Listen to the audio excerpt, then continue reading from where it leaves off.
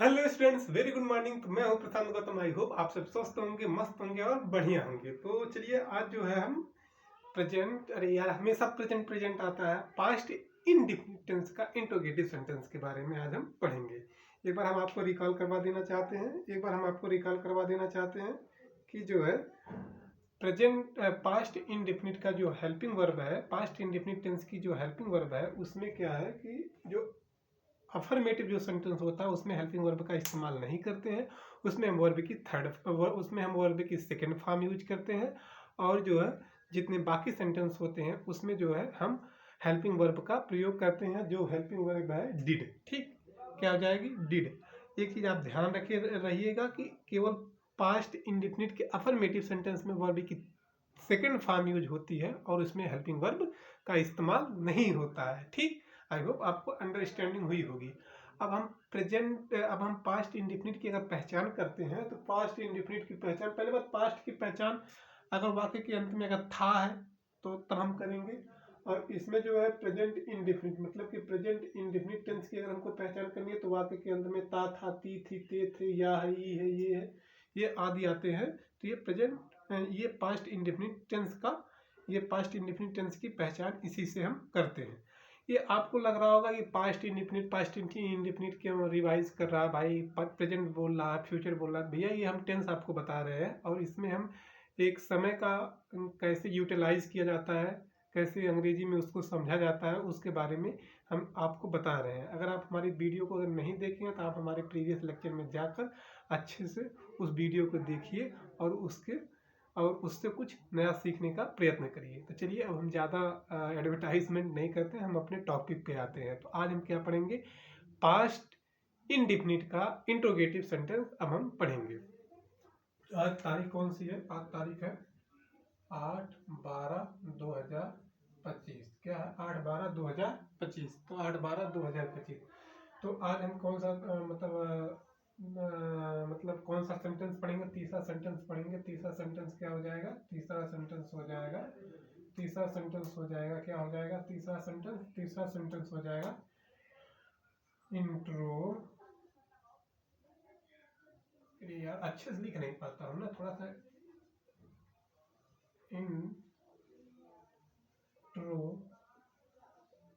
Interrogative sentence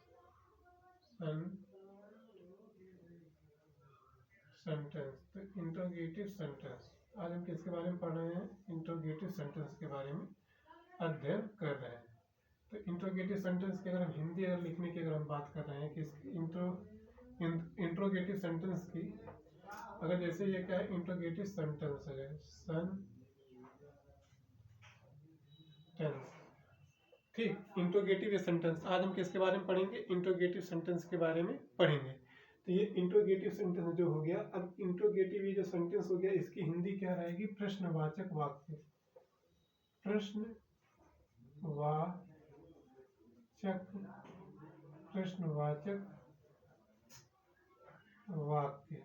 प्रश्नवाचक वाक्य। ठीक। अब इसमें जो है जो प्रेजेंट मतलब कि जो इंट्रोगेटिव जो सेंटेंस है उसमें जो है हमेशा इंट्रोगेटिव में प्रश्न पूछने की बात की जाएगी। तुम क्या कर रहे हो? कौन आया? कैसे है? कौन सा है? किसके साथ है? मतलब कि एक प्रश्न पूछने का जहाँ पर बात की जाए, जहाँ पर कोई ऑर्डर देता है तो वहाँ पर इंट्रोगेटिव सेंटेंस का हम इस्तेमाल करते हैं। तो चलिए अब हम उसका बेसिक क्या कहते हैं स्ट्रक्चर लिखते हैं कि जिसके बेसिस पे हमको ट्रांसलेशन करना होगा। अब देख लीजिए कि यहाँ पर ये जो है बेसिक स्ट्रक्चर जो है क्या रहेगा? ये बेसिक स्ट्रक्चर ये जान ही रहिएगा। ये इसमें दो बेसिक स्ट्रक्चर हम एक ही साथ लिख दे रहे हैं। ये हो जाएगा क्वेश्चन वर्ड और ऑब्लिक। ठीक, क्वेश्चन वर्ड ऑब्लिक। ये ऐसा अगर आपको मतलब कि एक प्रकार से आप ये समझिए कि हम यहाँ पर लिख दे रहे हैं, फिर आपको बता देंगे, छोड़िए जानिए। यहाँ पर सबसे पहले क्या रहेगा? यहाँ पर जो भी लिखना रहेगा सबसे पहले हम क्या लगाएंगे? सबसे पहले हम डिड रहेगा। उसके बाद सब्जेक्ट हो जाएगा। ठीक, फिर उसके बाद वर्ब की फर्स्ट फॉर्म हो जाएगा। फिर उसके बाद क्या हो जाएगा? ऑब्जेक्ट हो जाएगा। ये ये हमारा बेसिक स्ट्रक्चर बनकर तैयार हुआ। क्या हुआ? ये हमारा बेसिक स्ट्रक्चर बनकर तैयार हुआ। ये हमारा बेसिक स्ट्रक्चर बनकर तैयार हुआ। क्या हुआ? ये डिड है, सब्जेक्ट फिर वर्ब की फर्स्ट फॉर्म फिर ऑब्जेक्ट, डिड सब्जेक्ट की वर्ब, डिड सब्जेक्ट फिर वर्ब की फर्स्ट फॉर्म फिर ऑब्जेक्ट। इसमें कहीं वर्ब में वर्ब की सेकंड फॉर्म ना यूज करना, ना तो इसमें आएंगे, इसमें केवल वर्ब की फर्स्ट फॉर्म ही यूज होती है। अब चलिए, अब जो है, अब हम कुछ इसमें वो समझते हैं। क्या मैंने एक पुस्तक पढ़ा, अगर हम कह दें कि, अगर हम ये एक ट्रांसलेशन ये करने के लिए कह दें कि क्या हमने एक पुस्तक पढ़ा, क्या हम कह दें कि क्या हमने एक पुस्तक पढ़ा, तो अब हम इसका ट्रांसलेशन अगर हमको इसको करना रहेगा तो इसको आप समझिएगा कि क्या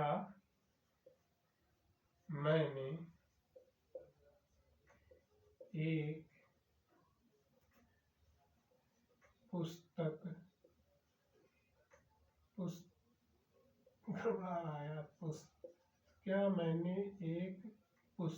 क्या मैं एक पुस्तक पढ़ा।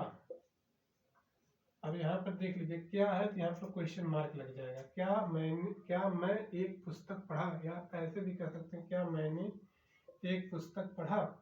तो क्या मैंने एक पुस्तक पढ़ा, इसमें जो है, अब हम क्या करेंगे, क्या मैंने एक पुस्तक पढ़ा, तो इसमें देख लीजिए पढ़ा या ए आ रहा है, ठीक, या ऐसे मतलब कि पढ़ा, खाया, पूरा सेंटेंस इंडेफिनिट में कंप्लीट नहीं होता है, तो आप ये समझे रहिएगा कि इंडेफिनिट टेंस का ये पार्ट है, ठीक। और इसमें जो है पढ़ा, ये सेंटेंस कंप्लीट नहीं है, आपको अंडरस्टैंडिंग होगी। और इसमें हम बता दिए कि या ई ए आए तो क्या हो जाएगा, ये पास्ट इंडेफिनिट टेंस हो जाएगा। तो ये हमारा ये पास्ट इंडेफिनिट टेंस है। अब इसमें क्या आ रहा है, मतलब प्रश्न पूछा जा रहा है, तो वो क्या हो जाएगा, क्या हो जाएगा भैया, क्या हो जाएगा, वो हो जाएगा इंट्रोगेटिव सेंटेंस। और जब ये क्वेश्चन वर्ड, जब क्वेश्चन वर्ड वाक्य के स्टार्टिंग में जब होते हैं, जब क्वेश्चन वर्ड जब वाक्य के जब स्टार्टिंग में होते हैं, तो उस दौरान उसकी हम क्या करते हैं कि अंग्रेजी नहीं लिखते हैं। जैसे क्या कि हम अंग्रेजी को नहीं लिखते हैं, ये आप ये रूल याद कर लीजिए, ठीक, ये रूल आप याद कर लीजिए, इसको लिखाने में ज़्यादा समय जाएगा,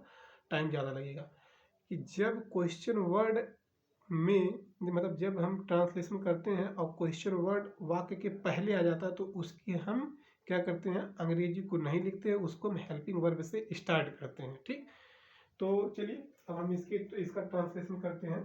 तो देख लीजिए यहाँ पर क्या है, क्या कि अंग्रेजी नहीं लिखेंगे। अब उसके बाद क्या रहेगा, यहाँ पर हेल्पिंग वर्ब से स्टार्ट करेंगे, तो ये क्या हो जाएगा, डिड, ठीक, डिड। अब मैं, यहाँ पर सब्जेक्ट क्या है, मैं, तो डिड आई, उसके बाद वर्ब क्या हो जाएगी, वर्ब क्या हो जाएगा, वर्ब क्या हो जाएगा, वर्ब हो जाएगा पढ़ा, मतलब पढ़ना। तो वर्ब जब आप पढ़ना देखें, थोड़ा सा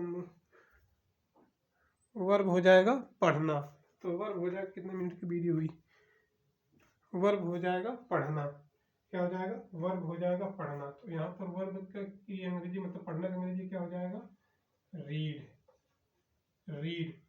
तो डिड आई रीड। अब यहाँ पर क्या है कि एक पुस्तक, तो ये एक पुस्तक क्या हो जाएगी भैया, ये एक पुस्तक क्या हो जाएगी, ये देख लीजिए सब्जेक्ट और ऑब्जेक्ट आपको मतलब पहचान करना तो आ ही गया होगा। यहाँ पर जो नाउन प्रोनाउन होते हैं वो सब्जेक्ट होते हैं, जैसे खाना पीना, दौड़ना, चढ़ना, पढ़ना, रोना, गाना, चलना फिरना, ये सब सब्जेक्ट हो जाएगा। और जो सब चीज़ें बचती है वो हो जाता है ऑब्जेक्ट। मतलब कि कौन सा, अगर हम बात करें कौन किसका, अगर हम प्रश्न में अगर हम बात करें कि जैसे कौन सी या किसका, अगर हम प्रश्न में अगर हम कह दें कि कौन सा काम करता है, किसका काम करता है, तो जब कौन सी या किसका से अगर हम प्रश्न करेंगे तो जो उत्तर आता है वही ऑब्जेक्ट हो जाता है। जैसे मैं कह दे रहा हूँ कि कौन पुस्तक पढ़ता है, मतलब कि मैंने एक, सॉरी, उसमें सब्जेक्ट की पहचान की जाएगी, ठीक। अब जो है ऐसे अगर हम कह दें कि मतलब किसका, क्या पढ़ रहा है, क्या क्या कर रहा है, पुस्तक पढ़ रहा है। जैसे कि अगर वाक्य में क्या का इस्तेमाल करते हैं, क्या पुस्तक क्या पढ़ रहा है, जैसे अगर हम कह दें, अगर हम आपसे पूछें कि क्या पढ़ रहा है, तो जब कहेंगे क्या पढ़ रहा है, तो उसमें उत्तर आएगा क्या, पुस्तक पढ़ रहा है, ठीक। तो जब किसी वाक्य में अगर हम क्या से अगर प्रश्न करते हैं तो जो उत्तर आता है वही ऑब्जेक्ट होता है, ये ध्यान रखिएगा। फिर से, जब किसी वाक्य में हम क्या से प्रश्न करते हैं, क्या कर रहा है, क्या क्या कर रहा है, कहाँ जा रहा है, तो ऐसे जो अंत में जो उत्तर आएगा वो क्या हो जाएगा, वो ऑब्जेक्ट हो जाएगा। तो यहाँ पर ऑब्जेक्ट की पहचान आपको करना, आई होप आपको आ गया होगा। तो did I read a, object क्या हो जाएगा, a book. Did I read a book, तो did I read a book, तो ये हमारा ये सेंटेंस कंप्लीट हो गया। अब हम कहते हैं कि क्या तुम पिताजी के साथ कल दिल्ली गए थे। थोड़ा सेंटेंस बड़ा है लेकिन बहुत इजी है। अगर हम कह दें यहाँ पर कि क्या तुम पिताजी के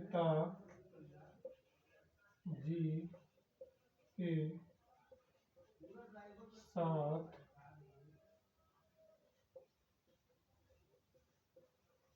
दिल्ली गए थे। क्या तुम पिताजी के साथ दिल्ली गए थे? अगर ये हम प्रश्न कर दें, क्या तुम पिताजी के साथ दिल्ली गए थे?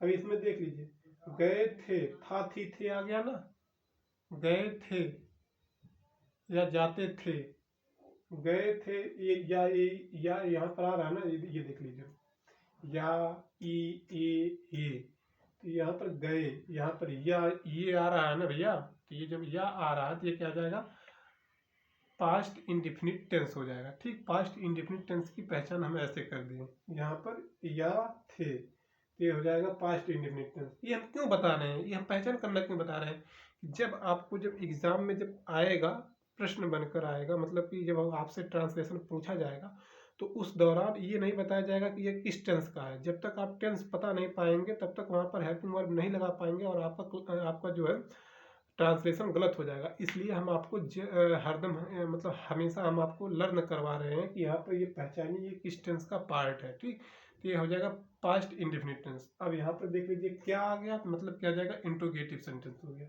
अब चलिए अब हम इसका ट्रांसलेशन करते हैं। एक चीज़ और है, इसमें चाहे सिंगुलर नंबर मतलब चाहे सिंगुलर नंबर हो चाहे प्लूरल नंबर हो, सबके साथ हम डिड का प्रयोग करते हैं, ये याद कर लीजिए। जैसे आई वी यू दे के साथ भी डिड का प्रयोग, और ही सी इट और नेम के साथ भी डिड का प्रयोग किया जाता है, ये आप याद कर लीजिएगा। अब चलिए, क्या क्या तुम पिताजी के साथ दिल्ली गए थे, तो अब यहाँ पर ये क्या आ जाएगा, डिड, क्या आ जाएगा, डिड। अच्छा नहीं रहा,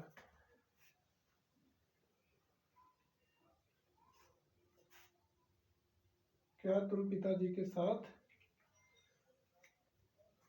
अब क्या तुम पिताजी के साथ दिल्ली गए। अब यहाँ पर हम कहें कि दिल्ली मतलब डिड, डिड, ठीक।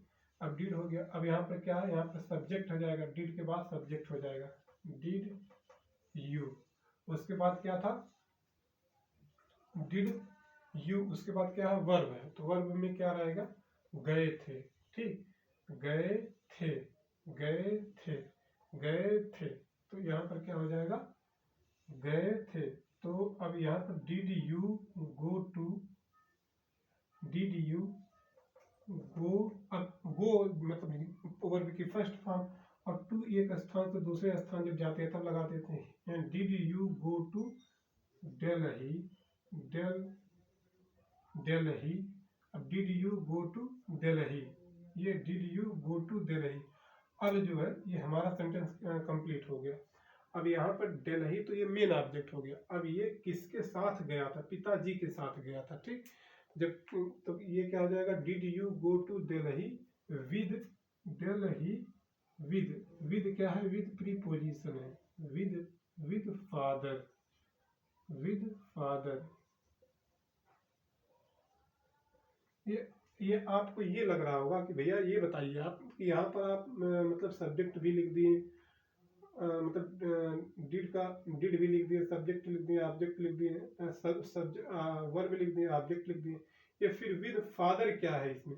तो भैया विद फादर, इसमें जब हम आपको जब पूरी पार्ट ऑफ स्पीच जब पढ़ाएंगे तब आपको समझ में आएगा कि जो ऑब्जेक्ट होता है वो केवल एक जो है मतलब कि किसी ऑब्जेक्ट, ये कोई ऑब्जेक्ट ऐसा होता है जिसकी जो मतलब पहले लिखा जाता है, उसको हम आपको अगर इतनी समय बताएंगे तो काफ़ी समय लग जाएगा। मीन्स एक कोई ऑब्जेक्ट जो मेन ऑब्जेक्ट होता है उसको हम पहले लिखते हैं, उसके बाद जो मतलब जो मेन ऑब्जेक्ट नहीं होता है उसको हम बाद में लिखते हैं। तो ये दिल्ली क्या है, दिल्ली मेन ऑब्जेक्ट है। ठीक, दिल्ली क्या है, दिल्ली मेन ऑब्जेक्ट है। एक चीज़ और जानिएगा कि जो वर्ब से अटैच होता है वो मेन ऑब्जेक्ट होता है। ये आप ध्यान कर लीजिएगा कि जो वर्ब से अटैच होता है, गए थे से जो अटैच है वो मेन ऑब्जेक्ट हो जाएगा, और जो साथ में जो बचता है वो मतलब कि वो सेकेंडरी ऑब्जेक्ट के रूप में हम लिख देते हैं। ठीक, अब ये देख लीजिए कि did you go to Delhi with father, तुम पिताजी के साथ दिल्ली गए थे। रोहन, क्या रोहन स्कूल गया था। अगर हम कह दें कि क्या रोहन स्कूल गया था, अब इसका ट्रांसलेशन करना हो तो अब हम इसका ट्रांसलेशन करेंगे कि क्या रोहन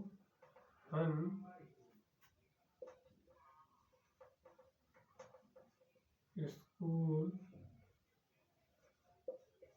जाता था।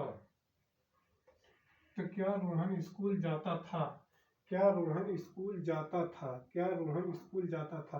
तो ताती ते ना, यहाँ पर ता था आ गया ना, ता था आ गया ना। देखें वीडियो कितनी लंबी बड़ी हुई।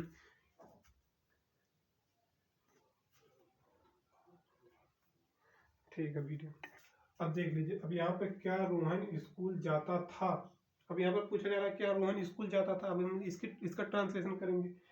तो यहाँ पर देख लीजिए, ता था मतलब ता था मतलब पास्ट इंडेफिनिट टेंस हो गया। ठीक, पास्ट इंडेफिनिट टेंस हो गया। अब इसमें क्या आ गया, मतलब निगेटिव इंट्रोगेटिव सेंटेंस हो गया। तो हम यहाँ पर कैसे स्टार्ट करेंगे, यहाँ पर हम सबसे पहले क्या लिखेंगे, यहाँ पर क्या आ गया तो क्या की अंग्रेजी नहीं लिखते हैं। सबसे पहले हम क्या करते हैं, इसमें हम लिखते हैं भैया हेल्पिंग वर्ब। तो यहाँ पर हम क्या कर देंगे, डीड। ठीक, यहाँ पर हम क्या कर देंगे, डीड, डीड। ठीक, डीड हो गया। अब डीड, अब उसके बाद यहाँ पर सब्जेक्ट क्या है, रोहन। तो रोहन हमेशा कैपिटल लेटर में। Did Rohan, did Rohan go to, go to.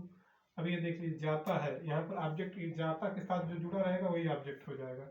Rohan he go to school, school. Rohan he go to school, Rohan he, Rohan नहीं, did Rohan go to school, did Rohan go to school. ठीक, did Rohan go to school. अब अगर हम बात कर दें कि चौथा सेंटेंस कि तुम कहाँ रहते थे। ठीक, तुम कहाँ रहते थे। अगर हम ये कह दें कि तुम कहाँ रहते थे, अगर हम ऐसे कह दें कि तुम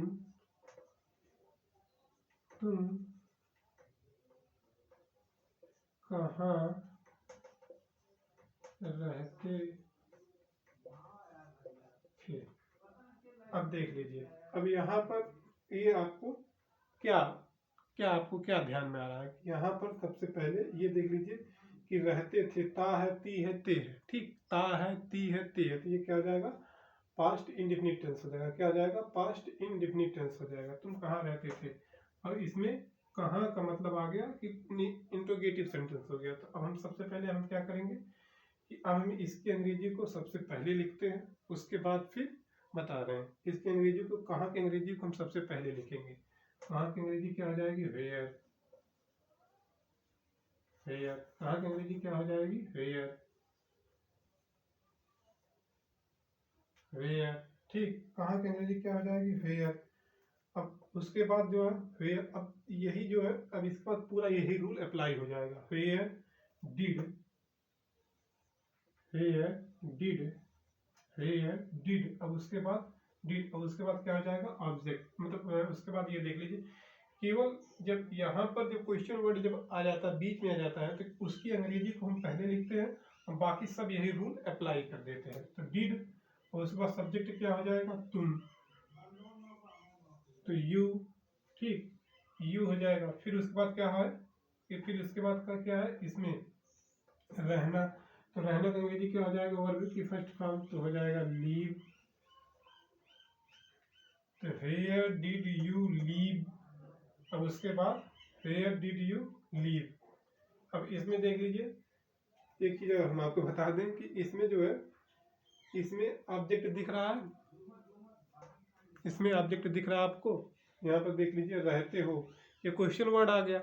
अब तुम ऐसे में करें, तुम कहाँ रहते हो, तो वेयर डिड यू लीव, ये हमारा सेंटेंस कंप्लीट हो गया। इसमें भैया देख लीजिए ऑब्जेक्ट दिया है, इसीलिए हम आपको ये बता रहे हैं कि इसमें ना तो ऑब्जेक्ट दिया है और ना ही इसमें जो है ये क्वेश्चन वर्ड यहाँ पर वाक्य के पहले लिखा गया है। तो ये दोनों, ये कुछ इन वाक्यों से कुछ डिफर है, इन वाक्यों से कुछ डिफर है। आई होप आपको समझ में आया होगा। देखिए वीडियो कितनी लंबी हो गई।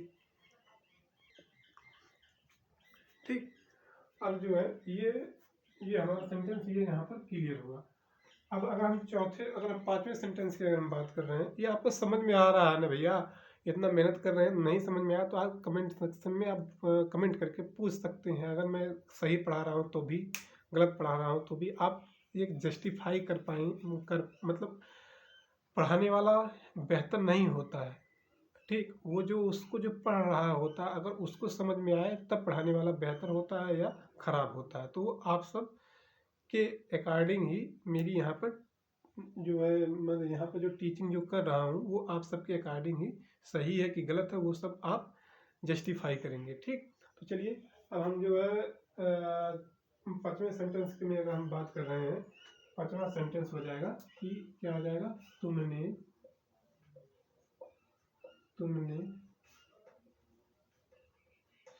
शोर कक्षा में क्यों मचाया था, क्यों मचाते हो, तुम कक्षा में शोर क्यों मचाते थे, तुम कक्षा में शोर क्यों मचाते थे, तुम कक्षा में शोर क्यों मचाते थे। तो ये देख लीजिए, थोड़ा सेंटेंस बड़ा है, लेकिन इसको जो है अब हम ट्रांसलेशन करेंगे आपको पहले समझा के। ये देख लीजिए, ता है ती है, मतलब हो जाएगा क्या, पास्ट इंडेफिनिट टेंस। इतना समझ में आया।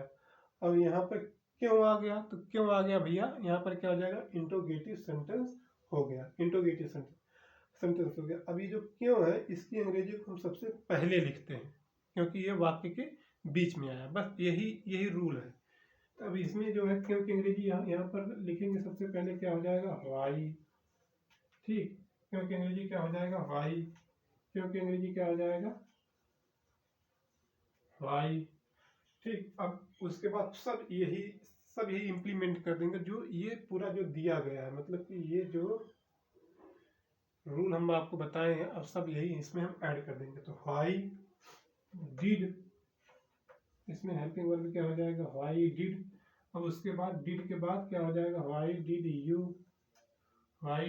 यू। अब मचाना का क्या हो जाएगा, मचाना का मतलब कोई भी चीज मचाना मतलब हो जाएगा मेक। ठीक, वाई डिड यू मेक। ठीक, अब वाई डिड यू मेक। अब यहाँ पर देख लीजिए, यहाँ पर मचाने की अंग्रेजी क्या हो जाएगी, मेक।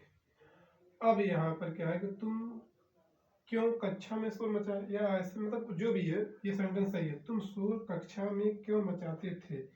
अब यहाँ पर ये हम क्या लिख दिए, यहाँ पर हम लिख दिए वर्ब की, मतलब कि यहाँ पर हम क्या लिख दिए, जो मचाते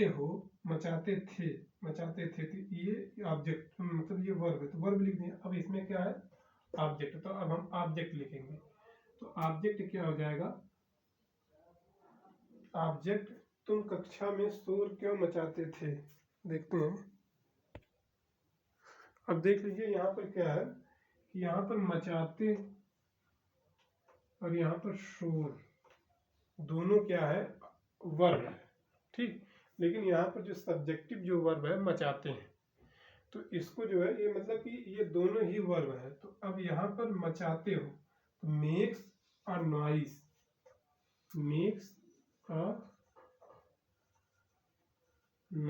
ये क्या हो जाएगा, मेक्स अ नॉइस। ये देख लीजिए, मचाना भी क्या है, मेक्स नॉइस लिख देते हैं। ये मचाना भी वर्ब है और ये नॉइस भी वर्ब है। तो ये जो मेन जो वर्ब होती है उसको हम पहले लिखते हैं और जो सेकेंडरी जो वर्ब होती है उसको हम बाद में लिखते हैं, तो नॉइस हो जाएगा। अब ऑब्जेक्ट क्या हो जाएगा भैया, कहाँ मचाते हो, कहाँ मचाते हो।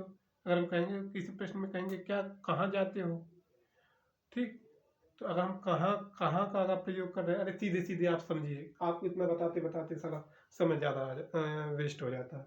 ये देख लीजिए कि ये कक्षा क्या है, कक्षा भैया ऑब्जेक्ट है, ठीक। यहाँ पर हमने जो है सब्जेक्ट बता दिया, ये वर्ब हो गया, ये भी वर्ब हो गया, ये क्वेश्चन वर्ड हो गया, और ये जो बचता है वो क्या हो जाएगा, मेक अ नॉइज इन कक्षा में, तो इन इन प्रीपोजिशन हो जाएगा, और ये जो है कक्षा में मतलब हो जाएगा क्लास, ठीक। तो ये आपको समझ में आया होगा, आई होप। ये हम फिर से बता दे रहे हैं कि तुम शोर कक्षा में क्यों मचाते थे। तो यहाँ पर हो जाएगा कि यहाँ पर देख लीजिए कि यहाँ पर सबसे पहले इसकी अंग्रेजी लिख दिए, फिर हेल्पिंग वर्ब लिख दिए, फिर सब्जेक्ट लिख दिए, फिर यहाँ पर मेन वर्ब लिख दिए मेक्स, और उसके बाद जो है शोर, मतलब जो मेन वर्ब के बाद जो वर्ब आती है उसके बाद मेन वर्ब के बाद जो बची वर्ब होती है उसको लिख दिए, फिर उसके बाद प्रीपोजिशन इन लगा दिए, और फिर ऑब्जेक्ट लिख दिए क्लास। तो आई होप ये जो है पूरा जो है पास्ट इंडिफिनिट टेंस का जो इंट्रोगेटिव जो सेंटेंस था वो क्लियर हुआ होगा। थोड़ा सा आप देख लीजिए, अभी मैं टीचिंग में अभी कुछ ही समय में आया हूँ और मैं ऑनलाइन पढ़ा रहा हूँ, तो थोड़ी थोड़ी कुछ चीज़ें नहीं मेंटेन हो पाती है। मीन्स जैसे अगर हम पूरा एग्जाम्पल याद करना चाहें तो एग्जाम्पल नहीं याद होता, हाँ ट्रांसलेशन करना आता लेकिन एग्जाम्पल नहीं याद हो पाता। ठीक उसी प्रकार से जैसे लोग मैथ को पढ़ाना जानते हैं, मैथ अच्छे से आती है लेकिन क्वेश्चन याद करके नहीं जाते हैं, ठीक उसी प्रकार से ये ट्रांसलेशन होता है।